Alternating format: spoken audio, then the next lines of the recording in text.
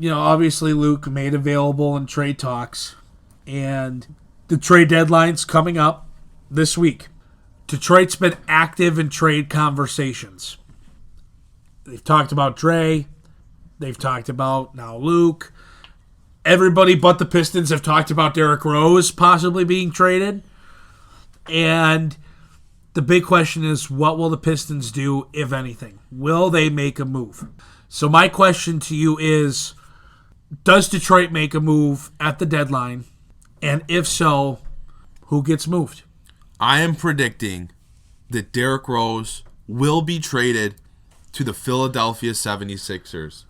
I think that Detroit gets back a pair of second-round picks. You got to remember that Philadelphia is a team that has not only first-round picks available, but they have a ton of second-round picks available. So those are assets that for them, they're very comfortable moving. And I know we saw the reports that Detroit was, they were requesting a first-round lottery-level pick for Derrick Rose.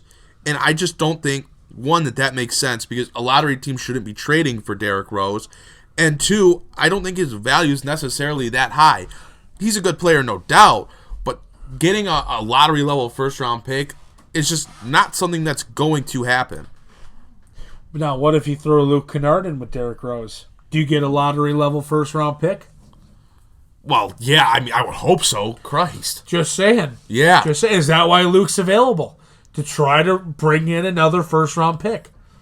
Maybe, but I think it was, James Edwards in his report mentioned that the Pistons were, could potentially put him in a deal with Andre Drummond if they were to move him. Yeah.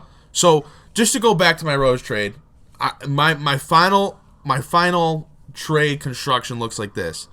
Derrick Rose and Kyrie Thomas being traded to the Sixers for Zaire Smith, Mike Scott, and 2 second-round picks. The Sixers have second-round picks this year, next year. They even own some of the Pistons' second-round picks, so the Pistons could be looking to get some of those back, but they have a ton of picks to work with. I'm not going to go into the exact second-round picks that the Pistons should get. That's not something that truly matters at this point in time.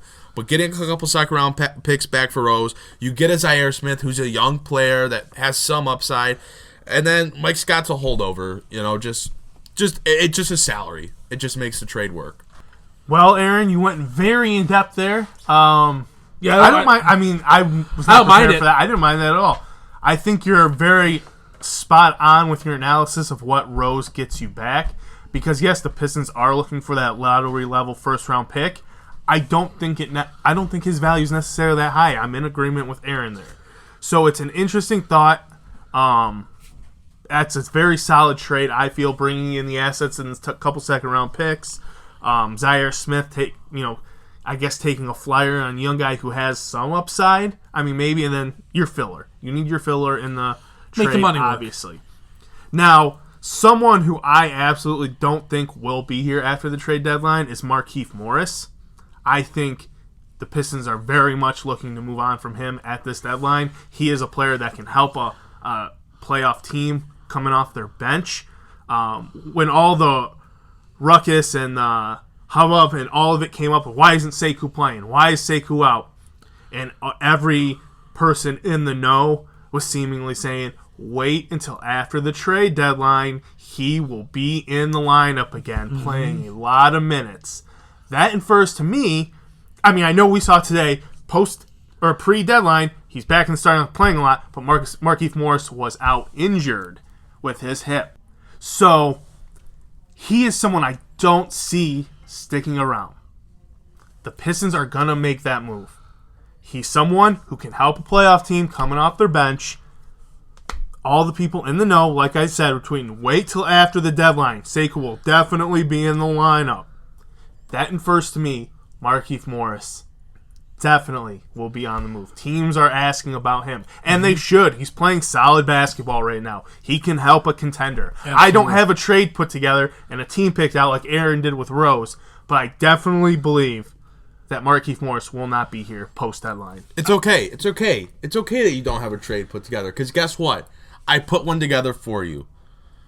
How about this? What a guy. How about this? The Pistons call the Clippers and say, look, you own our 2021 second-round pick. We would very much like that back.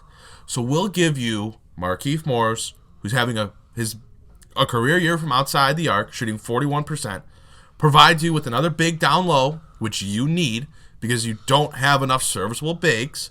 You give us back that 2021 second-round pick, throw in Jerome Robinson, who you don't use, you don't need, and quite honestly probably isn't an NBA player, and we'll go home. How about that? Get that 2021 second-round pick back. I'm not mad at it. That's probably a what? That's probably what, a 30 to 40 pick, a 31 to 40 range pick? Probably. Yep. I mean, probably it is. So say, give us that, and you can have Markieff Morris. I'm not mad at it.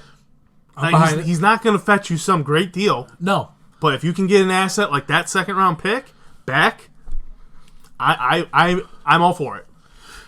So I'm not mad at it. So to kind of go along with, I agree 100% that Markieff will be gone. I still think Langston Galloway will get moved as well. Just a team looking for another wing and a guy that you could still move. So I'll see if Aaron's going to maybe try to construct a deal for Langston or maybe a combined Markieff and Langston, even though that might be tough to pull off trying to match salaries, depending what you bring back. The other thing is this. I think if Derrick Rose or Andre Drummond get moved, it's going to be with Luke Kennard paired with them. Either Luke Kennard gets paired or none of them move. Because I think you've seen you're not going to be able to really get what you want for Dre. And is Detroit going to settle for that Philadelphia deal where you're bringing back some second-round picks for D. Rose? Maybe they will, but at the same time, they also could be saying, well, Bruce is still our guy, and we need another point guard, and we have D. Rose on a friendly deal. We can move D. Rose another time. We don't have to move him right now. So I think if one of them gets moved, you're going to see Luke attached in that deal to try to get you something a little more attractive back and push along your rebuild. I don't know about Rose. You're not wrong. I don't know about him being included in Rose, but definitely with Andre. If they're going to move Andre, Luke Kennard would definitely be involved. And that might have been even just a move of almost desperation, like, hey, Atlanta. Yeah, call them back up on the phone. Get that first-round pick out here, and we have a conversation. Man, Trae Young, Luke Kennard, Andre Drummond. Okay, all right. Andre Hunter with them? Yeah, jeez. That's a bit of a young team. That's exciting. I don't hate that at all. So for Atlanta. Right. For Atlanta. Right. So it's like, interesting. Okay, maybe there's something there.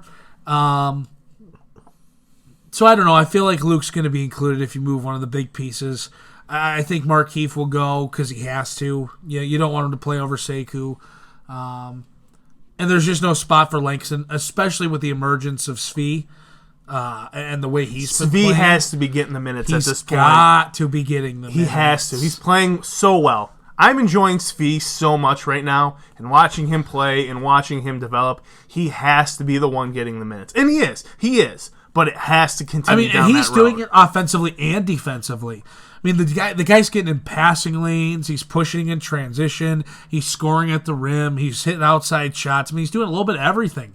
Not by mistake. He's playing in the Rising Stars game or whatever they're calling it. The Rising Stars team game for the international team. Yeah, I mean, like you said, he's just a joy to watch. His development this season has been one of the bright spots. Yes. One of the very few bright spots. Especially because early on, I was like, I'm still not sold on Svi. Like, I just don't.